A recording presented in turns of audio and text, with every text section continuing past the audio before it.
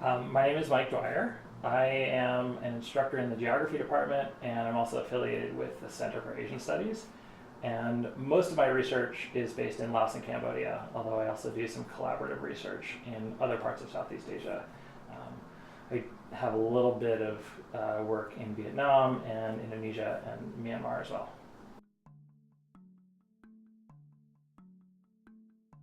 So initially I went to Laos to try to study large-scale dam building that was being financed by the World Bank. There had been a lot of criticism of large development banks during the 1990s, and this had led to a process called the World Commission on Dams in around 2000. And Laos was the place that the World Bank then funded its first large big dam after going through this large deliberative process. And so I wanted to study the way that they were going to do it. That's what initially took me there. And I got, you could say, sidetracked and dissuaded from trying to do that project because I was not going to be able to get official permission to study that hydropower project.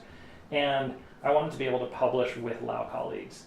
And so what I chose to do instead was to look at land concessions that were happening in a very different part of Laos, but they were similarly connected to a new large infrastructure project. So I ended up studying a road project rather than a large dam.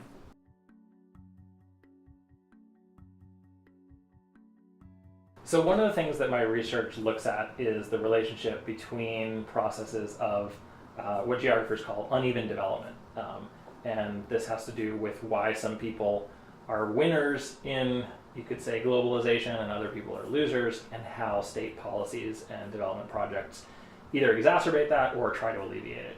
So I study that in the contemporary moment, things that are happening now in Southeast Asia on the one hand, but I also try to study the relationship between uneven development as it's happening today and processes of regional conflict during the Cold War over the last, say, 40 to 50 years. And so one of the things that's a major story in my dissertation work is the legacies of American intervention in Laos on development projects today.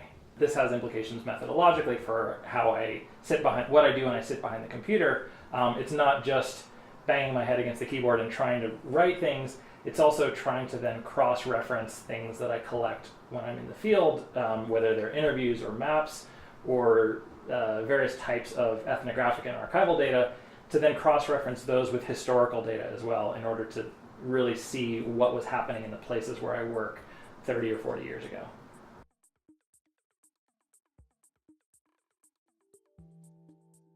Yes, I do spend time at a computer, spend a lot of time in the field as well.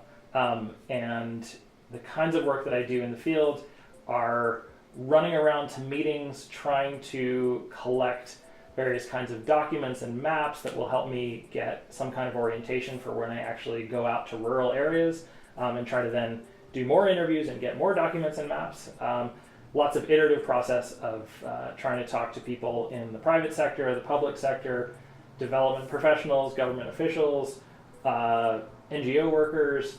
A lot of time, you could say, being social in the countries where I work.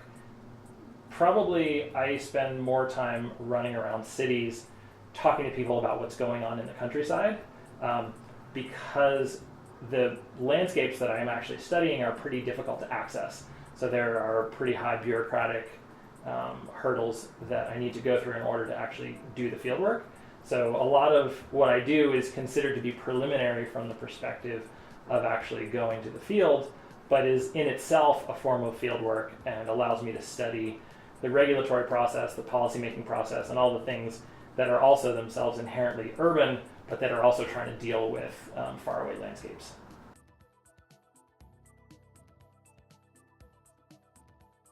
I really like doing presentations. So I do a fair number of talks to civil society groups, sometimes to government, sometimes to donors. Depends on the project. I've done consultancies for NGOs and for donor organizations, and that process of not only writing academic papers, but also writing various forms of what's called gray literature that will be read and digested by people who are working in the field is something I really enjoy. And the the process of doing presentations, I think, is necessary if you want somebody to actually read things that you write.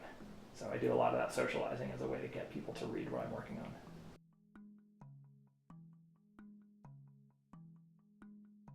It gives me examples that I can talk through in detail when I get the inevitable follow-up question of what happened, what's the backstory, what's happening now. So I teach a class on the geography of development. I teach a whole unit on proposed solutions to development problems, and one of the weeks that I spend within that unit is on land titling. And so I use examples from Cambodia to teach that section, and it's incredibly helpful to be able to have concrete experience and documents and maps and things that I can use to make it more real for students. I think research is especially helpful because it essentially unpacks the black box that often goes into knowledge making. And by seeing how knowledge is constructed, you can see both the process that goes behind it, and I think people are inherently more willing to believe something if they know how it's made. You can see some of its fallibilities, but you can also see some of its strengths if you have a sense of the process and the work and the assumptions that are wrapped up in it. And I think there's no substitute for actually doing research to be able to see what that looks like. And it has made me not only a better researcher, but really a better reader of just about everything that I come across.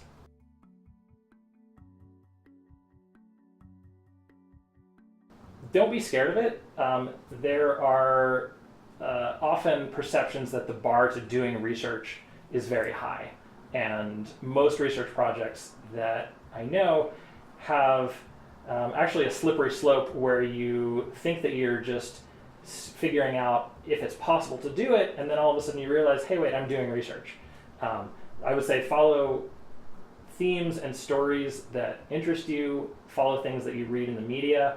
I often direct students to newspaper and magazine articles specifically because they bring together that concrete case study with the bigger picture significance, and they often provide really good jumping off points for people to build on.